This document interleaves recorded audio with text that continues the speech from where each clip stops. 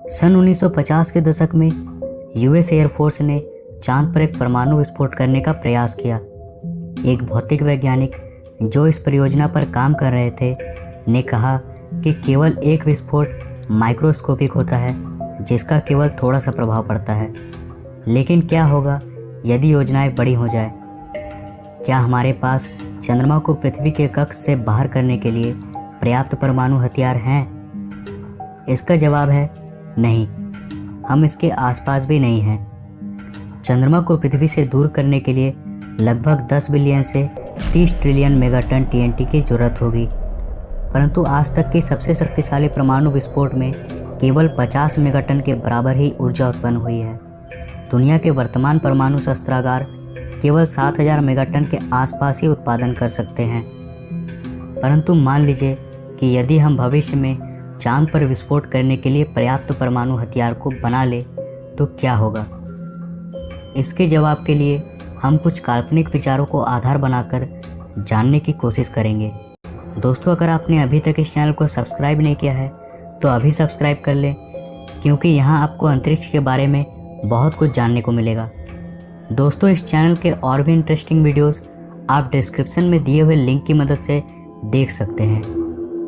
दोस्तों, मान लो कि हम सब 22वीं सदी में हैं। यह वर्ष 2117 है।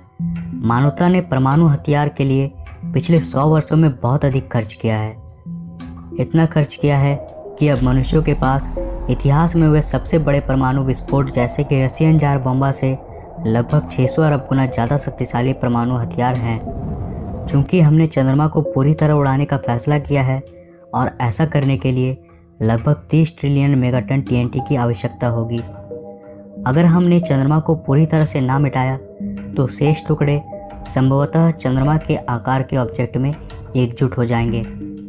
यह हमारे आधुनिक चंद्रमा के रूप में सुंदर या गोलाकार नहीं दिखेगा, लेकिन पृथ्वी पर इसका गुरुत्वाकर्षण प्रभाव चंद्रमा के तुलना में समान होगा। हमने चंद्रमा से पूरी तरह छुटकारा पाने के लिए बहुत सारे रॉकेट्स तैयार किए हैं। चंद्रमा के सभी पक्षों पर हमला करने के लिए इन्हें लॉन्च करते हैं। दुनिया भर के वैज्ञानिक पूरे समय के महानतम और मूर्खतापूर्ण प्रयोग के लिए उत्सुकता से तैयार होते हैं। रॉकेट्स जाकर चंद्रमा से टकराते हैं और एक जोरदार विस्फोट के साथ रात का आकाश रोशनी में जगमगा जाता है।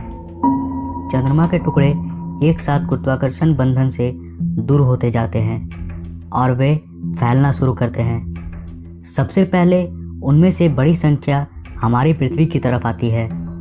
हमारे ग्रह पर पिघले हुए मून के चट्टानों की बारिश होने लगती है, जो शहरों को नष्ट कर देती है और देशों को नक्शों से मिटा देती है। और हमें आश्चर्य होता है कि चंद्रमा को उड़ाने का यह एक शानदार विचार था।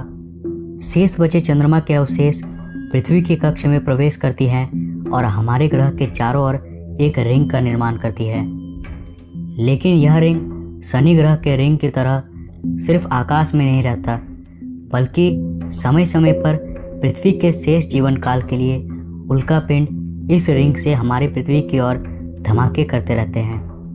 अब हमें लगातार चंद्रमा की बमबारी को झेलना पड़ता है। यह चंद्रमा पहले कुछ उल्कापिंडों से हमारी रक्षा करती थी जो हमारे रास्ते पर आता था, परंतु चंद्रमा के विनाश के साथ अब हमें अंतरिक्ष के चट्टानों के लिए भी सजग रहना पड़ता है।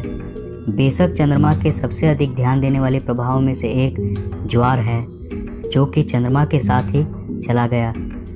दुनिया के महासागर अब बहुत शांत हो गए हैं। सूर्य का अभी भी उन पर एक प्रभाव है जो सौर ज्वार के रूप में जाना जाता है। इसलिए सर्फर्स लहरों से रहित नहीं होंगे, परंतु महासागर काफ़ी हद तक निर्मल होंगे। पहले समुद्र के अंदर का जीवन ज्वार के खिंचाव पर बहुत अधिक आधारित था। मौलिक जीवन इस खिंचाव के कारण एक छोर से दूसरी छोर तक सफ़र कर सकते थे और इसी तरह वे पूरी दुनिया में फैले हुए थे। परंतु आज जब हम यहाँ हैं, तब समुद्र के भीतर के जीवन को एक छोर से दूसरे छोर तक जाना लगभग असंभव है। महासागरों के मंथन और इस प्रकार पोषक तत्वों का संचलन समाप्त हो जाता है। जल आधारित जीवन जीवित रहने के लिए संघर्ष करते हैं और अंत में हजारों या शायद लाखों प्रजातियां विलुप्त हो जाते हैं। केवल यही नहीं, आप देख सकते हैं कि चंद्रमा की हानि सीधे पृथ्वी की कक्षा, रोटेशन और स्थिरता को प्रभावित करती है। चंद्रमा के बिना पृथ्वी को स्थिर रहने के लिए अधिक से अधिक जूझना पड़ता है।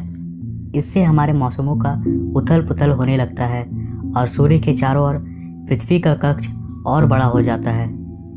अब हम सूर्य के चारों ओर एक अस्थिर कक्ष में घूम रहे हैं, जिसके कारण हमारे पृथ्वी के मौसम भी अस्थिर हो गए हैं।